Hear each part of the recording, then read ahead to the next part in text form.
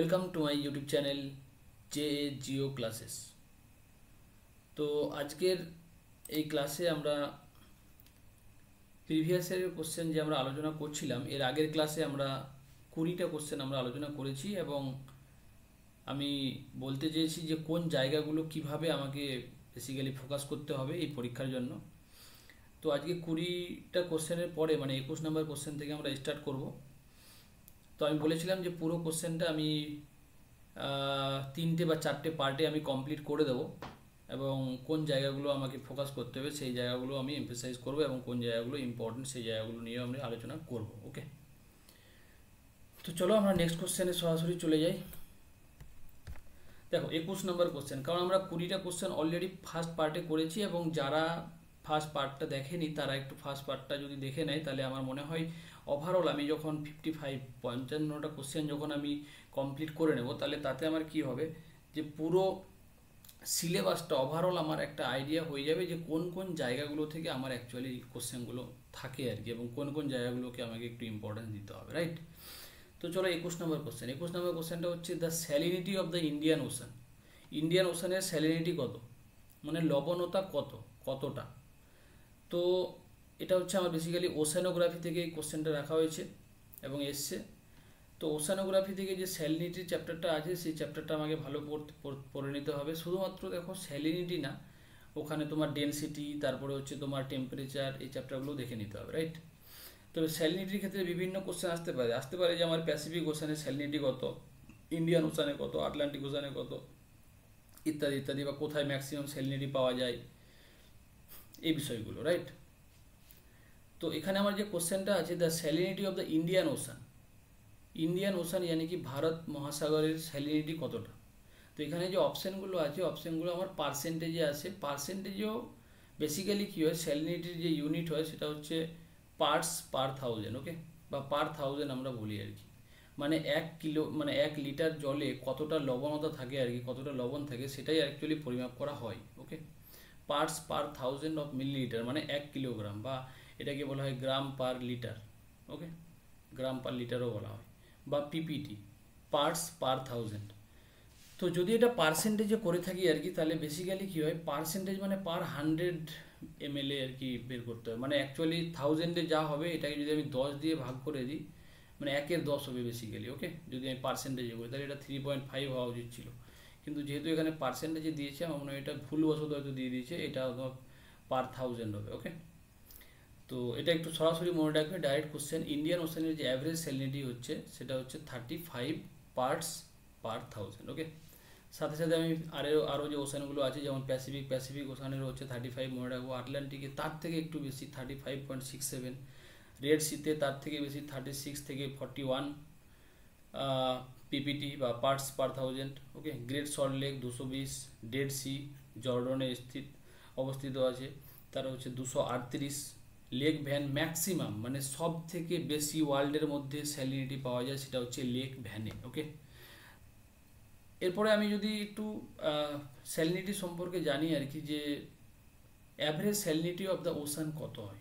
তো basically salinity যেটা আছে অল ওভার দ্য ওশান 33 থেকে প্রায় 37 পার্টস পার থাউজেন্ড এতটা ভ্যারি করে, ওকে। অ্যাভারেজ স্যালিনিটি যদি বলি তাহলে হচ্ছে 35 অল ওভার দ্য ওশান। এবার আমাকে একটা জিনিস মনে রাখতে হবে, অনেক সময় কনসেপচুয়াল কোশ্চেন আসে আর কি, যদি আমি হরাইজন্টাল ডিস্ট্রিবিউশন অফ স্যালিনিটি দেখি, মানে হরাইজন্টালি যদি আমি দেখি আর কি যে স্যালিনিটির ডিস্ট্রিবিউশনটা কেমন হয়, মানে কোন জায়গাতে ম্যাক্সিমাম পাওয়া যায় বা কোন জায়গাতে কম হয়, তাহলে সেক্ষেত্রে আমরা দেখতে পাবো যে ইকুইটোরিয়াল রিজিয়ন থেকে এই যদি আমার 0 ডিগ্রি ইকুয়েটার হয় তাহলে এখান থেকে আমি যত পোলের দিকে যাব তত আমার স্যালিনিটি কী করে ডিক্রিজ করে, ডিক্রিজ করে মানে কমে যায় আর কি। তো স্যালিনিটি অ্যাকচুয়ালি সেখানেই বেশি থাকে যেখানে টেম্পারেচার বেশি হয়, এবং বেশি হওয়ার কারণে এভাপোরেশনটা বেশি হয়, এবং এভাপোরেশন বেশি হওয়ার কারণে যখন ওখান থেকে জলটা বেরিয়ে যায় এবং লবণটা বেসিক্যালি উপরের দিকে পড়ে থাকে, সেই কারণে কী হয়, যেখানে টেম্পারেচার ম্যাক্সিমাম হয় এবং এভাপোরেশনটা বেশি হয় সেই জায়গাতে কিন্তু আমার স্যালিনিটিটা বেশি হয়। কিন্তু এখানে একটা জিনিস মনে রাখতে হবে যে আমার ইকুইটোরিয়াল রিজিয়নে কিন্তু ম্যাক্সিমাম স্যালিনিটি পাওয়া যায় না। ম্যাক্সিমাম স্যালিনিটি যদি আমি দেখি তাহলে আমাকে মনে রাখতে হবে যে 20 ডিগ্রি থেকে 40 ডিগ্রি নর্দার্ন হেমিস্ফিয়ারে মানে ট্রপিক্যাল এরিয়াতে এই জায়গাতে ম্যাক্সিমাম স্যালিনিটিটা পাওয়া যায়। এই কথা মনে রাখতে হবে, কারণ এরকম কোশ্চেন আসতেই পারে যে নিচের কোন জায়গাটিতে সব থেকে বেশি স্যালিনিটি পাওয়া যায়, ট্রপিক্যাল, ইকুইটোরিয়াল, টেম্পারেট বা পোলার রিজিয়ন। তাহলে আমরা যেহেতু জানি যে ইকুইটোরিয়াল রিজিয়ন থেকে পোলের দিকে কমতে থাকে, তাহলে হয়তো আমাদের মনে হতে পারে যে ইকুইটোরিয়াল রিজিয়নে সব থেকে বেশি স্যালিনিটি পাওয়া যায়, কিন্তু না, সেটা ভুল। সেটা ট্রপিক্যাল এরিয়াতে হবে 20 ডিগ্রি থেকে 40 ডিগ্রি নর্দার্ন হেমিস্ফিয়ারে ম্যাক্সিমাম স্যালিনিটি পাওয়া যায়। এবং এর কারণটা হচ্ছে এই জায়গাতে আমার টেম্পারেচার বেশি, এভাপোরেশনে বেশি, এবং এই জায়গাটাতে কী হয়, আমার ফ্রিকুয়েন্টলি অতটা রেনফল হয় না যতটা আমার ইকুইটোরিয়াল এরিয়াতে হয়। এই ইকুইটোরিয়াল এরিয়াতে কী হয়, আমার ফ্রিকুয়েন্টলি মানে প্রায় রেনফল হতে থাকে। তো রেনফল আমরা জানি বৃষ্টির জল যখন হবে তাহলে কী হবে, সেটাই লবণতাটা ওখানে ডাইলিউট হয়ে যায়, মানে এখানে যে টেম্পারেচার হওয়ার কারণে এভাপোরেশনও হয়, কিন্তু আবার যে রেনফলটা হয়ে যায় সেক্ষেত্রে কী হয়, ওখানকার যে লবণতাটা আছে সেটা মিনিমাইজ হয়ে যায়, মানে সেটা একটু কমে যায়।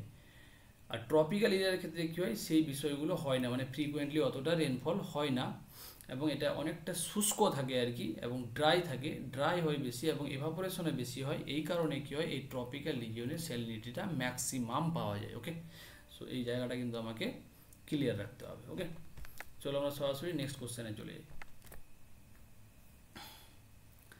The proponent of tricellular meridional model, circulation model. Okay, tricellular meridional circulation model actually এটা হচ্ছে তোমার অ্যাটমসফিয়ারিক এয়ার সার্কুলেশনের সাথে রিলেটেড, অ্যাটমসফিয়ারিক এয়ার সার্কুলেশন। তো আমাকে এখানে মনে রাখতে হবে যে এই যে ট্রাইসেলুলার মেরিডিয়ানাল মডেলটা আছে, মানে ট্রাই মানে আমরা বুঝতেই পারছি যে 3টে সেলের কথা বলা আছে আর কি।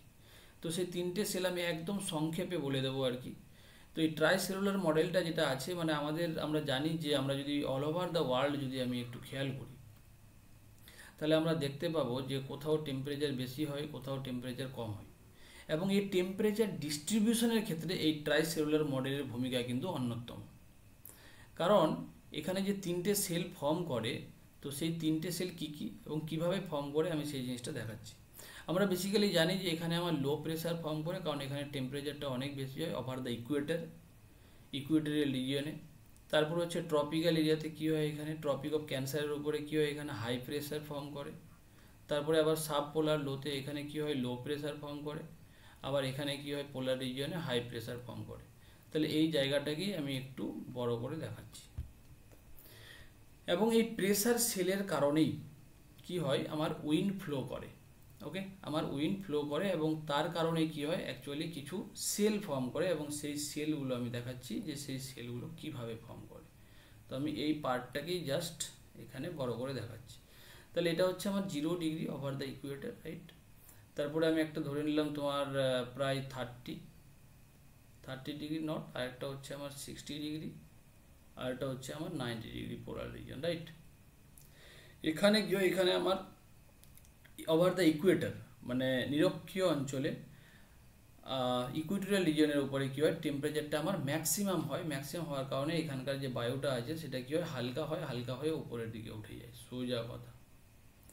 উপরের দিকে উঠে যাওয়ার পর কী হয়, এটা আস্তে আস্তে ঠান্ডা হয়ে যায় বিকজ অফ দ্য নর্মাল ল্যাপসেট। আমরা জানি যে যতই উপরের দিকে উঠবো আমরা টেম্পারেচার কী হয়, কমতে থাকে উইদিন দ্য ট্রপোস্ফিয়ার, মনে রাখতে হবে, রাইট।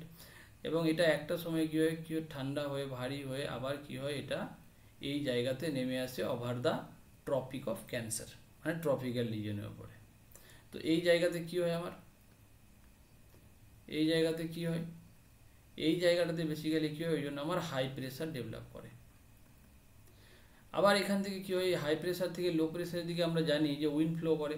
তো এখান থেকে কী হবে, আবার এরকমভাবে ইকুইটোরিয়াল রিজনের দিকে আসবে, আর এখান থেকে এরকমভাবে উঠে যাচ্ছে। তো সুতরাং এইভাবে আবার আসবে এবং এসে আবার কী হবে, উপরে উঠবে, উপরে উঠে ঠান্ডা হয়ে আবার এই জায়গাতে নেমে আসবে, দিয়ে একটা সেল ফর্ম করে। এই সেলটার নাম হচ্ছে হ্যাডলি সেল। ওকে, হ্যাডলি সেল। এটা আমরা জানি যে হাই প্রেশার, এটা আবার লো প্রেশার, এটা আবার হাই প্রেশার। তাহলে হাই প্রেশার থেকে লো প্রেশারের দিকে আবার যাবে। তো এইভাবে উত্তর গোলার্ধের ডান দিকে বেঁকে যায়, এইভাবে যায়, রাইট।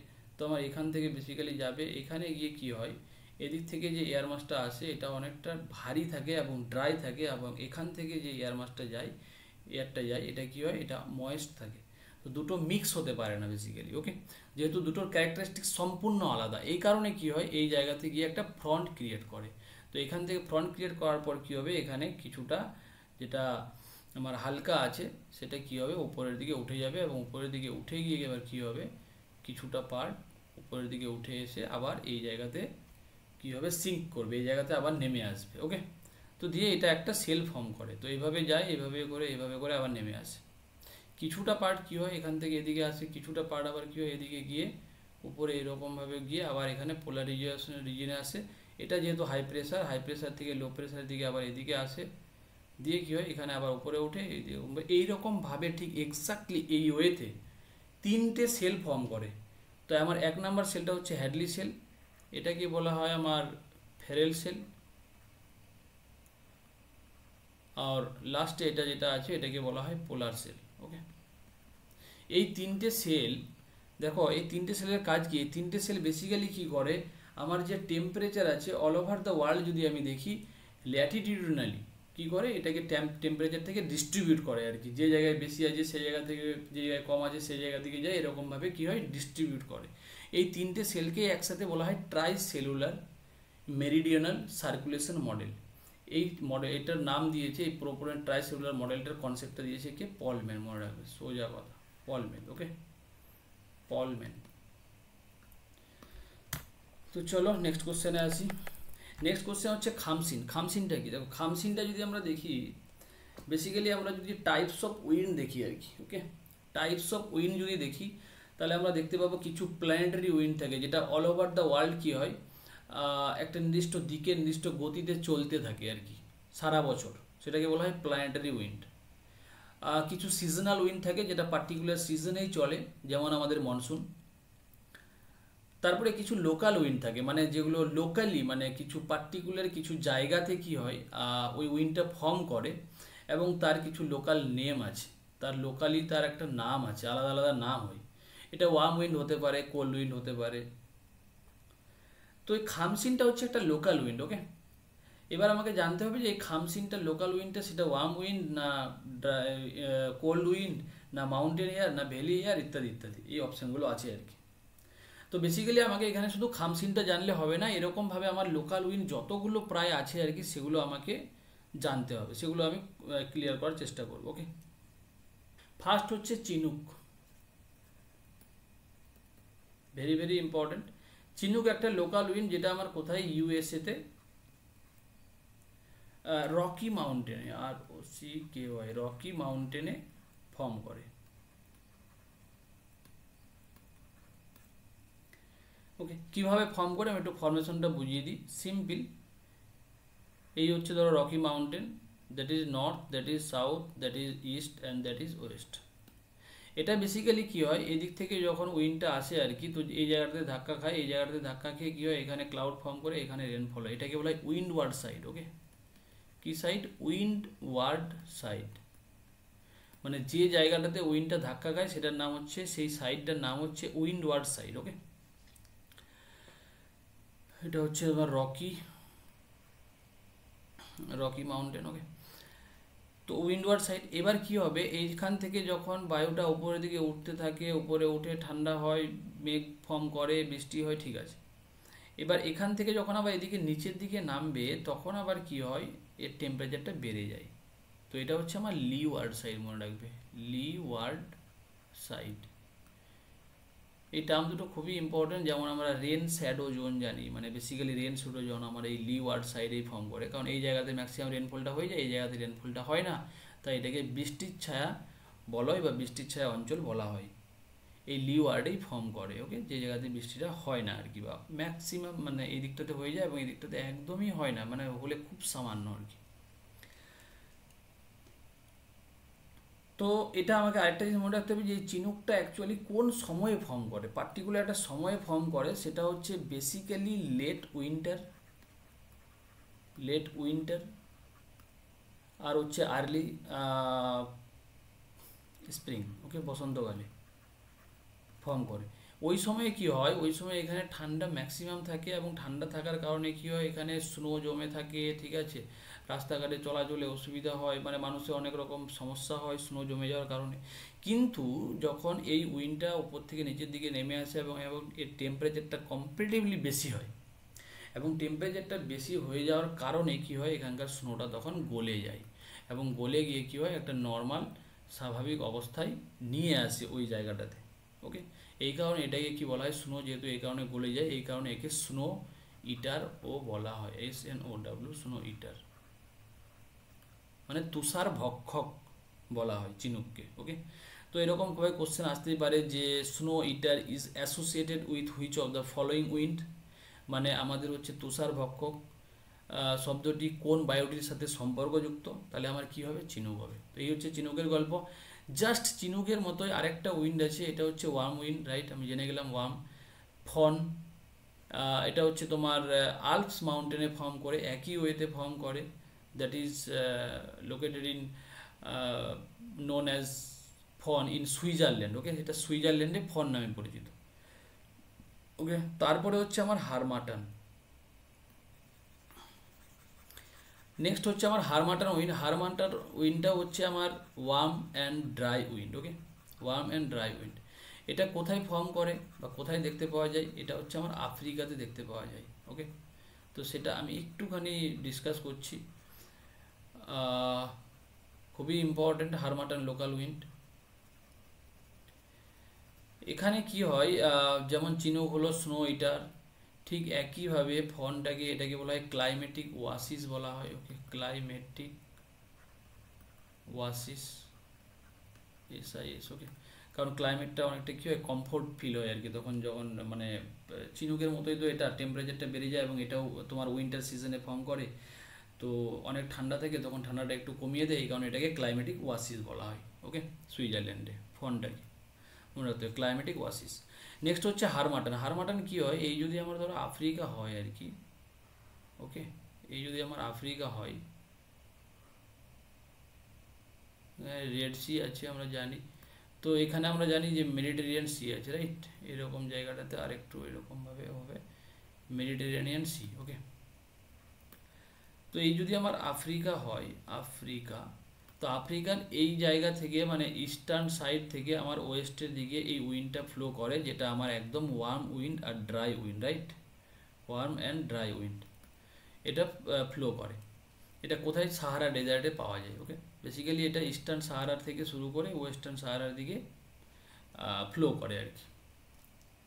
এই উইন্ডটাকে আবার ডক্টর উইন্ড বলা হয়। Harmattan is associated with doctor wind. Okay, মানে known as doctor wind, sorry, harmattan local wind also known as doctor wind, মানে এটা ডক্টর উইন্ড নামেও পরিচিত, বা আমি বলতে পারি যে doctor wind is associated with which of the following. Okay, doctor wind কোনটাকে বলা হয় আর কি, কোন উইন্ডটাকে বলা হয়, তো হারমাটানকে ডক্টর উইন্ড বলা হয়। কেন বলা হয় বলে রাখি, কারণ এই জায়গাটা একদম ইকুইটোরিয়াল রিজিয়নে লোকেটেড, প্রায় অলমোস্ট। তো এখানে কি হয়, এই জায়গাতে এটা আবার তোমার ওশেয়ান আছে, তো এই কোস্টাল লোকেশন, এই জায়গাটাতে একটা জায়গা আছে গিনি, GUNEA সামথিং। ওকে, গিনি, তো এই গিনি, এই জায়গাটাতে কি হয়, এতই টেম্পারেচার বেশি এবং ময়েশ্চার এত বেশি যে এখানে চরম একটা অস্বস্তিকর ক্লাইমেটিক কন্ডিশন থাকে আর কি। কিন্তু যখন এই হারমাটানটা যখন এদিক থেকে ইস্ট থেকে ওয়েস্টের দিকে যখন যায়, তখন কি হয়, এটা যেহেতু ওয়ার্ম অ্যান্ড ড্রাই উইন্ড, এবং এটা ড্রাই হওয়ার কারণে এখানে যে আমার ম্যাক্সিমাম ময়েশ্চারটা থাকে, মানে আর্দ্রতাটা যে ম্যাক্সিমাম থাকে, যেটা মানুষের অস্বস্তির কারণ হয়ে দাঁড়ায়। ওকে, তো সেইটা কি হয়, ময়েশ্চারটা তখন অনেকটা কমে যায় এবং সেটা অনেক কমফোর্ট ফিল হয় এবং আরামদায়ক মনে হয়, মানুষ অসুস্থ হয়ে পড়ে, এতটাই এখানে আর্দ্রতা বেশি এবং ময়েশ্চারটা বেশি। তো এই উইন্ডটা যখন ফ্লো করে তখন মানুষের অনেকটা কমফোর্ট ফিল হয় এবং মানুষ অনেকটা বেটার ফিল করে, এই কারণে এইটাকে ডক্টর উইন্ড বলা হয়, হারমাটানকে। ওকে, নেক্সট হচ্ছে সিরোক্কো। তো সিরোক্কো যেটা আছে সেটাও হচ্ছে আমার সাহারাতে দেখতে পাওয়া যায় এবং সেটা সাহারা থেকে ইটালির দিকে ফর্ম করে। ওকে, সেম যদি আমি দেখি আর কি, ওই আফ্রিকা থেকে বেসিক্যালি কি হয় যে এদিকে মেডিটেরিয়ান সি, তারপরে এখানে আমাদের ইটালি আছে আর কি। ওকে, আমরা জানি এরকম জায়গায় ইটালি আছে, ইটালি, ফ্রান্স, স্পেন, ইউরোপিয়ান কান্ট্রিগুলো। তো এই সাহারা থেকে যখন অ্যাকচুয়ালি কি হয় যে একটা উইন্ড, এটা হচ্ছে আমার ওয়ার্ম অ্যান্ড ড্রাই উইন্ড সিরক্কো।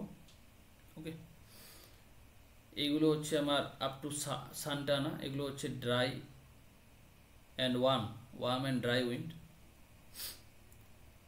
সিরক্কো এটাও আমার আফ্রিকাতে দেখতে পাওয়া যায় এবং সাহারা ডেজার্টে। ওকে, কিন্তু এটা কি হয়, নর্থের দিকে এটা ফ্লো করে, মানে নর্থ আফ্রিকা থেকে, মানে সাহারার এই পার্ট থেকে নর্থের দিকে যায় আর কি।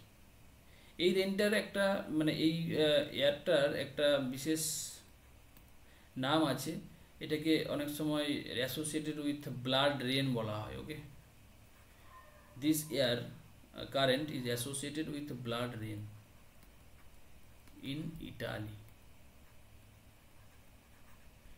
ইটালিতে রক্ত বৃষ্টি হওয়ার কারণ আর কি এটা। ওকে, তো কীরকম অ্যাকচুয়ালি সিরক্কোটা কী হয়, সিরক্কোটা যেহেতু তোমার একটা ওয়ার্ম উইন্ড এবং ড্রাই উইন্ড, এটা যখন ইটালির দিকে নর্থের দিকে যখন ফ্লো করে তখন এটা মেডিটেরেনিয়ান সি, মানে ভূমধ্য সাগরের উপর দিয়ে কী হয়, ফ্লো করে। এবং যখন এর উপর দিয়ে ফ্লো করে তখন এখান থেকে কী হয়, অনেক জলীয় বাষ্প সঙ্গে নিয়ে নেয়, মানে এখান থেকে যে ওয়াটার পেপারটা আছে অনেকটা কালেক্ট করে নেয়। কালেক্ট করে নিয়ে যাওয়ার পরে যখন ক্লাউড ফর্ম করে এবং গিয়ে কী হয়, এইখানে ইটালিতে বেসিক্যালি সাউদার্ন ইটালিতে রেনফলটা হয়। এবং সেই রেনফলটার যে কালারটা হয় সেটা রেড এবং অলমোস্ট ব্রাউন, ওকে, কালারের হয়। এই কারণে এই রেনফলটাকে বলা হয় ব্লাড রেন। এবং ব্লাড রেনটা কার কারণে হয়, এই সিরক্কো যে লোকাল উইন্ডটা আছে এর কারণে হয়। কেন হয়, এই কারণে হয়, এ যখন এর উপর দিয়ে, সাহারার উপর দিয়ে যখন নর্থের দিকে ফ্লো করে তখন এখান থেকে বেসিক্যালি রেড স্যান্ড থাকে। এই বায়ুটাতে কী হয়, রেড স্যান্ড মানে বালি থাকে। ওকে, লাল বালি কিছু থাকে এবং তারপরে যখন ময়েশ্চারটা নিয়ে যায়, নিয়ে গিয়ে ওখানে যখন রেনফলটা হয়, এই কারণে ওখানকার যে রেনফলটা হয় তার কালারটা হয়ে যায় বেসিক্যালি লাল বা ব্রাউন। ওকে, এই কারণে এটাকে রেড বৃষ্টি, মানে লাল বৃষ্টি বা ব্লাড রেন বলা হয়। Okay, blood rain. তাহলে আমার এখান থেকে কোশ্চেন এরকম আসতে পারে যে blood rain is associated with which of the following air current, কার সাথে সম্পর্কযুক্ত এই ব্লাড রেনটা, সিরক্কোর সাথে। এই সিরক্কোটাই বিভিন্ন জায়গায় বিভিন্ন নামে পরিচিত। ওকে, সাহারাতে হয়ে গেল যেমন তোমার হচ্ছে সিরক্কো, খামসিন হচ্ছে ইজিপ্টে, গিবলি হচ্ছে তোমার লিবিয়াতে, চিলি হচ্ছে তিউনিসিয়াতে। ওকে, এরকম কিছু কিছু জায়গায় এর আলাদা আলাদা নাম আছে। তাহলে এটাও কি, এটা হচ্ছে আমার warm and dry wind. Next হচ্ছে সান্টা আনা। সান্টা আনা হচ্ছে ক্যালিফোর্নিয়া, ইউএসএতে লোকাল একটা উইন্ড, যেটা হচ্ছে ওয়ার্ম অ্যান্ড ড্রাই উইন্ড। এটাকে ক্যালিফোর্নিয়াতে সান্টা আনা বলা হয়। ওকে, নেক্সট কিছু আমার কি হচ্ছে কোল্ড উইন্ড আছে। ওকে, এগুলো ভেরি ভেরি ইম্পর্টেন্ট, যেমন হচ্ছে মিস্ট্রাল, স্পেন আর ফ্রান্সে, bora along the shore of the Adriatic sea, blizzard, polar wind. তাহলে মিস্ট্রাল, বোরা আর ব্লিজার্ড এটা হচ্ছে কোল্ড উইন্ড। ওকে, কোন জায়গাতে দেখতে পাওয়া যায় সেই নামগুলো এখানে লেখা আছে, তোমরা একটু এই জিনিসগুলো দেখে নেবে। ওকে, তো এই হচ্ছে আমার লোকাল উইন্ড। তো লোকাল উইন্ডটা খুবই ইম্পর্টেন্ট, তাই এখানে আমি একটু সময় নিলাম। তাহলে এখানে আমার অ্যান্সারটা কি হচ্ছে, এখানে হচ্ছে আমার very warm and dry air current. Okay, khamsin. Next হচ্ছে atmosphere absorb total solar radiation by. কারণ আমরা জানি যে অ্যাটমসফিয়ারের যে সোর্স অফ লাইট সেটা হচ্ছে আমার সান, এবং সেখান থেকে যে আমার রেডিয়েশনটা আসে অ্যাজ এ শর্ট ওয়েভ আসে। Okay, as a short wave, incoming solar radiation যেটা অ্যাজ এ শর্ট ওয়েভ আসে, কিন্তু পুরোটাই কিন্তু আমাদের আর্থ সার্ফেসে এসে পৌঁছায় না। কিছুটা কী হয়, আমাদের অ্যাটমসফিয়ারে অ্যাবজর্ব হয়ে যায়, কিছুটা আবার স্ক্যাটার্ড হয়ে যায়, মানে ব্যাক হয়ে যায়, রিফ্লেক্ট হয়ে যায়। হ্যাঁ, যেটাকে আমরা অ্যালবেডো বলি, রিফ্লেক্ট হয়ে আবার ফিরে যায়, যেটাকে আমরা অ্যালবেডো বলি। প্রায় 31 to 34% আমাদের অ্যালবেডো হয়। Okay, on an average. আর কিছুটা কী হয়, আমার অ্যাবজর্ব হয়ে যায়। এখানে জিজ্ঞেস করেছে total the atmosphere অ্যাবজর্বস total solar radiation, মানে সোলার রেডিয়েশন যেটা আছে, ইনকামিং সোলার রেডিয়েশনটা, সেটাকে কতটাকে অ্যাবজর্ব করে আর কি। ওকে, কতটা অ্যাবজর্ব করে আমরা দেখব। বেসিক্যালি এটা দেখো 3% হচ্ছে স্ট্র্যাটোস্ফিয়ারই অ্যাবজর্ব হয়ে যায়, স্ট্র্যাটোস্ফিয়ারিক অ্যাবজর্বেশন। 17% হচ্ছে আমার tropospheric absorption by water vapour and aerosol. 3% absorb by the cloud. তাহলে 17, 3, 20, 20 আর 3, 23, বেসিক্যালি 23%। ওকে, এখানে যদি আমি অপশন দেখি তাহলে আমার 23 নেই, 23-এর কাছাকাছি যেটা আছে সেটাকে নিতে হবে 24। এটা একর হবে না, এটা পার্সেন্ট হবে, এটা একটা এরিয়ার ইউনিট, এটা কখনোই হবে না। ঠিক আছে, এটা পার্সেন্টে হবে, কত? 24%। ওকে, আর যদি আমার বলে অ্যালবেডো, অলমোস্ট 31%, কোথাও কোথাও আমরা 34% দেখতে পাই। Okay, next, the amount of clay in clay loamy soil. তো ক্লে লোমি সয়েলে আমার ক্লে কতটা থাকে, ক্লে লোমি সয়েলে আমার ক্লে কতটা থাকে, এই হচ্ছে কোশ্চেন। তো বেসিক্যালি সিম্পল লোমি সয়েলের যে স্যান্ড সিল্ট আর ক্লের যে অনুপাত, স্যান্ড সিল্ট আর ক্লে যদি আমি খেয়াল করি তাহলে মনে রাখবে 40, 40 আর 20 থাকে। 40% স্যান্ড থাকে, সিল্ট থাকে 40% আর ক্লে থাকে 20%। ওকে, এখানে জিজ্ঞেস করেছে সিম্পল লোমি, যদি জিজ্ঞেস করতো তাহলে 40, 40, 20 হতো, কিন্তু এখানে বলেছে ক্লে লোমি। ওকে, তার মানে ক্লের পরিমাণটা বেশি থাকবে, 20 থেকে বেশি থাকবে। ওকে, তো 40 থেকে 50 হবে না সিম্পল। ওকে, এতটা বেশি হবে না। তো এখানে অপশান হচ্ছে আমার 27 থেকে 40% হচ্ছে আমার পারফেক্ট। ওকে, 27 থেকে 40% মনে রাখবে। ওকে, 20 থেকে তো বেশি থাকবে স্বাভাবিক, তো 40 থেকে 50 এতটাও থাকবে না, 27 থেকে 40% ইজ মাই রাইট অ্যান্সার। তো এটা ডিরেক্ট কোশ্চেন, একটু মনে রাখতে হবে। Next, psychrophyte plants, psychrophyte plants is associated with.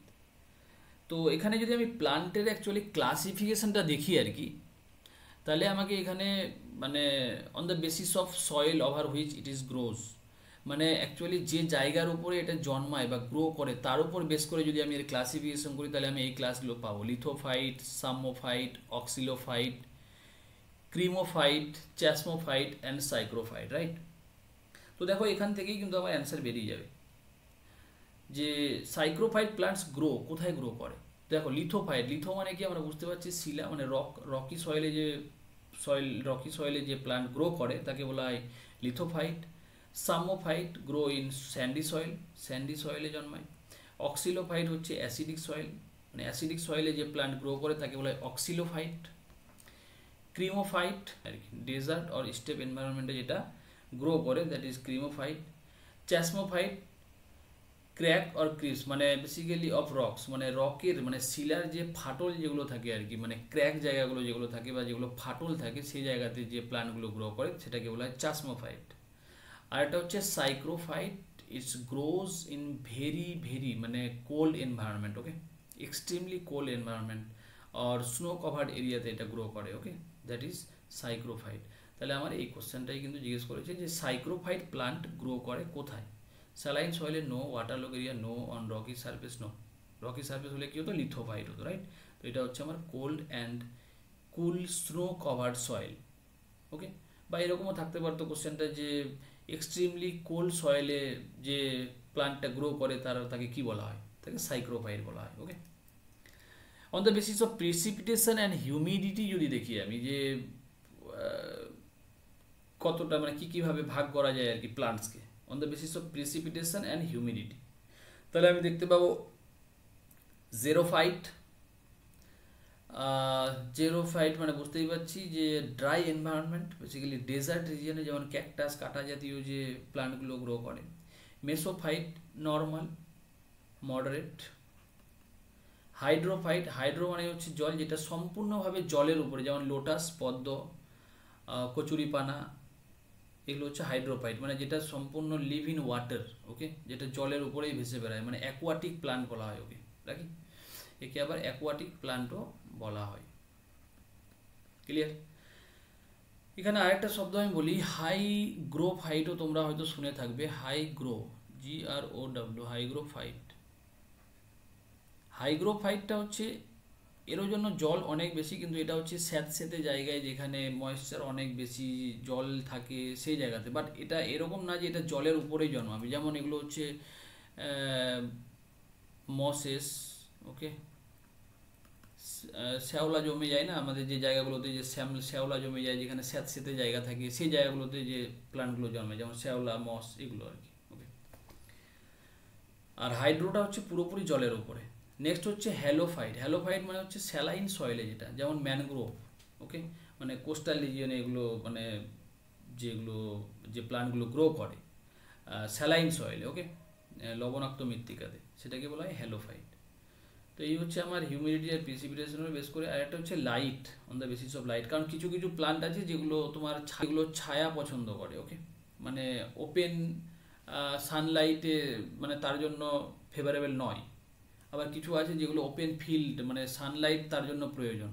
ওকে, তো যেটা লাভ সানলাইট, যেটা সানলাইটে ওপেন ফিল্ডে যেমন ডিরেক্ট লাইটে হয়, যেমন আমরা যেগুলো দেখছি আর কি বাইরে যেগুলো প্লান্ট থাকে, যেগুলো সমস্ত নর্মাল যেগুলো আছে, সেগুলো সবই হচ্ছে হেলিওফাইট প্লান্ট। আর স্কিওফাইটটা কি, ওটা যেটা শেড লাভিং প্লান্টস, ওকে, যেগুলো ছায়াতে আর কি গ্রো করে, সেটাকে বলা হয় স্কিওফাইট। ওকে, তো এই হচ্ছে আমার প্লান্টের ক্লাসিফিকেশন। ওকে, এখান থেকে এইবারে হয়তো সাইক্রোফাইট দিয়েছে, এরপরে এবার যে কোনো কিছু দিতে পারে। তো এই যে ক্লাসিফিকেশনগুলো আছে সেগুলো কিন্তু আমাকে একটু খেয়াল রাখতে হবে। Okay, next, afforestation for social and rural development. Afforestation, okay, afforestation for social and rural development is called. Social এবং রুরাল ডেভেলপমেন্টের জন্য যে এফরেস্টেশনটা হয়, মানে গাছ লাগানো হয়, সেটাকে কি বলা হয়? Agro forestry, commercial afforestation, community afforestation, social afforestation. Answer হচ্ছে আমার সোশ্যাল এফরেস্টেশন, কারণ অ্যাগ্রো ফরেস্ট্রি হচ্ছে ক্রপস হবে প্লাস ট্রি হবে একসাথে। কমার্শিয়াল হচ্ছে for profit industry, profit and ইন্ডাস্ট্রির জন্য, ওকে, কমার্শিয়াল পারপাসে। আর কমিউনিটি হচ্ছে tree grows on village common land with community effort. Okay, এটাও না।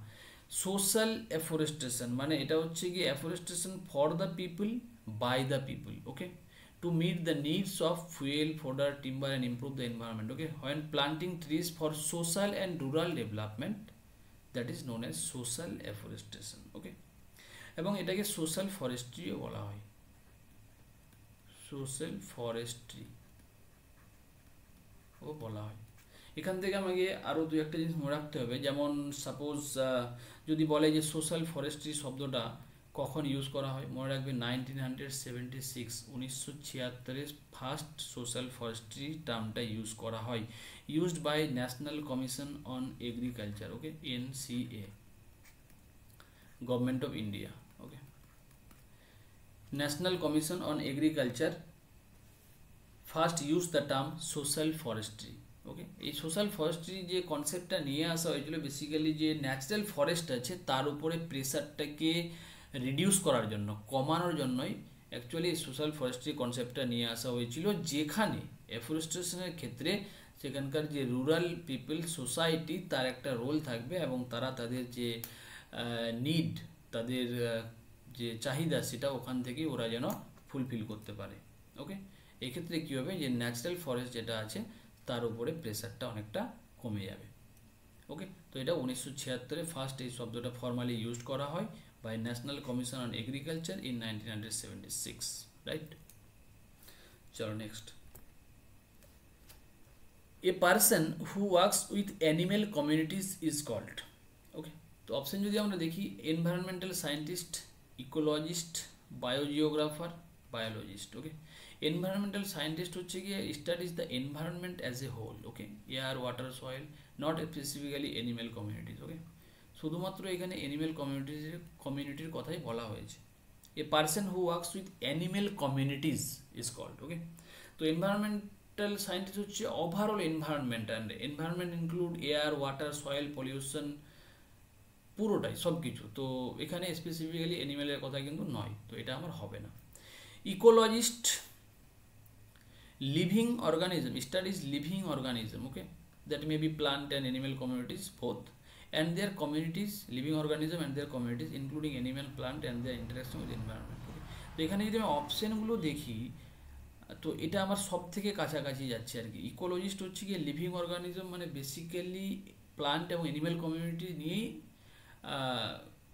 মানে ডিল করে আর কি। ওকে, বায়োজিওগ্রাফারটা কি studies distribution of plant and animal across regions, not directly their communities, মানে কমিউনিটি নিয়ে অতটা মানে স্টাডি করে না, basically distribution of plant and animal across the regions. Okay, তো বায়োজিওগ্রাফার ওই জন্য হবে না, বায়োলজিস্টও হবে না, it is very general term, studies all form of life not specially animal communities, right, এটা হবে না। তো আমার এখানে এক্সাক্ট অ্যান্সার, অ্যাপ্রোপ্রিয়েট অ্যান্সার হচ্ছে ইকোলজিস্ট। ওকে, এখান থেকে আমাকে আরেকটা মনে রাখতে হবে যে ইকোলজি টার্মটা প্রথম কে ব্যবহার করেছে, আর্নেস্ট হ্যাকেল। ওকে, তো নেক্সট কোশ্চেন আমরা এই জিনিসগুলো পাবো।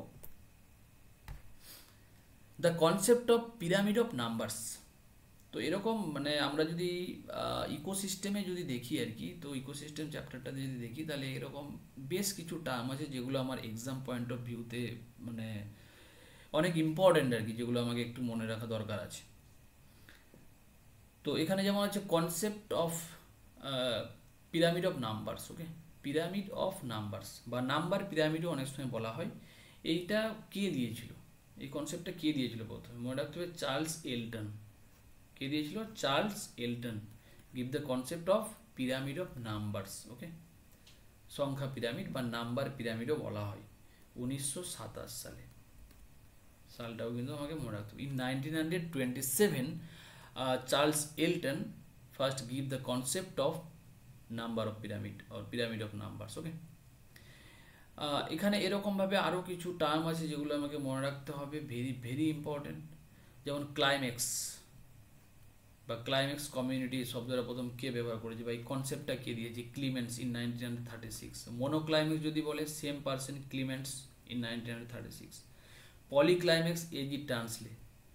পলিক্লাইম্যাক্স হচ্ছে আমার এজি টার্নসলে। এজি টার্নসলে কিন্তু আমার অর্থাৎ জর্জ টার্নসলে ইকোসিস্টেম শব্দটাও ফার্স্ট ইউজ করেছিল। ওকে, ইকোসিস্টেম শব্দটাও ফার্স্ট ইউজ করেছিলেন ইনি, এজি টার্নসলে। ওকে, বা Arthur George Tansley. Polyclimax, climax pattern Whittaker. Okay, climax pattern কনসেপ্টটা কে দিয়েছে? হুইটটেকার। এবং এইগুলো ছাড়াও এখানে আমাকে দেখতে হবে ইকোলজি, আর্নেস্ট হ্যাকেল ইন 1866, যেটা বেসিক্যালি একটা গ্রিক ওয়ার্ড। এইসব জায়গা থেকেও কোশ্চেন আসতে পারে যে ইকোলজি শব্দটা কোন শব্দ, গ্রিক ওয়ার্ড। ওইকোস আর লোগোস থেকে এসে, ওইকোস মিনস হাউস আর logos means study. So the meaning of ecology is study of organism in their natural home, right. আর ইকোসিস্টেম শব্দটা ফার্স্ট ইউজ করেছে অর্থাৎ জর্জ টার্নসলে, আর শর্টে একে বলা হয় A G Tansley. Okay, British ecologist in 1935, 1935 ecosystem শব্দটা ব্যবহার করেছিলেন। Okay, next question, the percentage demand for soft woods in the world's timber industry. Okay, world's timber, timber মানে হচ্ছে কাঠ, ইন্ডাস্ট্রিতে যদি আমরা সফট উড আর হার্ড উড দেখি তাহলে এখানে বলা হচ্ছে যে সফট উডের ইউজ কতটা মানে কত পার্সেন্ট। ওকে, টোটাল হচ্ছে 100%, তো 100%-এর মধ্যে সফট উড কত পার্সেন্ট ইউজ করা হয় all over the world. Okay, world, all over the world, এটা হচ্ছে আমার 80% মনে রাখবে, 80%। রাইট নাও অ্যাট প্রেজেন্ট 80%, এটা দিনের পর দিন বাড়ছে। এটা যদি আমার 5-7 বছর 10 বছর আগের ডেটা তাহলে আমি 75% পেতাম, কিন্তু এখন 80%। তো সফট উডটা আমরা দেখিনি, আমরা দেখতেই পাচ্ছি এখন যে প্রত্যেকটা জায়গায় মানে ফার্নিচারের ক্ষেত্রে কত ভালো ভালো ধরো প্লাইউড, প্লাইয়ের যে ধরো তোমার ফার্নিচারগুলো হয়, বেড থেকে শুরু করে অনেক কিছু, তো এগুলো কি, এগুলো সফটউড থেকেই আসছে এবং সেগুলো অনেকটা আমাদের কম খরচে হয়ে যায়। তো এই জন্য কী হচ্ছে, দিনের পর দিন এর যে চাহিদা এটা বাড়ছে, দিনের পর দিন এর চাহিদাটা বাড়ছে। তো এই জন্য কী হয়, সফটউডের ব্যবহারটা আরও বেশি হচ্ছে। ওকে, এটা বেসিক্যালি হচ্ছে সফটউড হচ্ছে কনিফেরাস ট্রিজ, যেমন হচ্ছে পাইন, ফার, স্পার্স, সিডার। এটা কী হয়, এটা ফাস্ট গ্রোয়িং হয়, খুব তাড়াতাড়ি গ্রো করে, এটা সফট হয় এবং easy to cut and shape. এটাকে খুব ভালোভাবে মানে ইজিলি কাটা যায়, ইজিলি আমি একে শেপ দিতে পারি নিজের মতো করে খুব ইজিলি। ওকে, যেমন সেক্ষেত্রে ইউজ হয় পাল্প অ্যান্ড পেপার, পেপার ইন্ডাস্ট্রিতে ইউজ হয়। ওকে, তারপর হচ্ছে plywood, construction timber, packing case, okay, furniture ইত্যাদি ক্ষেত্রে ইউজ হয়। আর হার্ডউডের ক্ষেত্রে যদি যেমন টিক, ওক, শাল, মেহগনি, এগুলো স্লো গ্রোয়িং, ধীরে ধীরে ধীরে ধীরে গ্রো করে, অনেক সময় লাগে, hard difficult to cut. Okay, এটা কাটাকাটি করতে অনেক কষ্টকর হয়, ভেরি ডিফিকাল্ট হয়, অত সহজে এটাকে মানে কাটা যায় না, অনেক হার্ড হয়। এটা অনেক ডিউরেবল হয়, অনেক দিন টেকে। ওকে, শিপ বিল্ডিং, রেলওয়ে স্লিপার এগুলোর ক্ষেত্রে ইউজ হয়। ওকে, আর যদি আমি কস্টলির ক্ষেত্রে যদি দেখি তো এটা অনেকটা সস্তা আর কি, এটা অনেকটা চিপার। ওকে, অনেক সস্তা, আর এটা কি হয় অনেক এক্সপেন্সিভ হয়। ওকে, এক্সাম্পল দেখলে তো আমরা সেই জিনিসগুলো দেখতে পাবো, pine, fir, spar, cedar, teak, ওল, শাল, মেহগনি হচ্ছে আমার হার্ডউড, আর পাইন, ফার, স্পার, সিডার হচ্ছে আমার সফট। তো আজকে এই অবধি, আমরা আবার নেক্সট ক্লাসে পার্ট 3 নিয়ে আসবো। এর পরের যে কোশ্চেনগুলো আছে সেগুলো আমরা ডিসকাস করব। ওকে, থ্যাংক ইউ টু অল।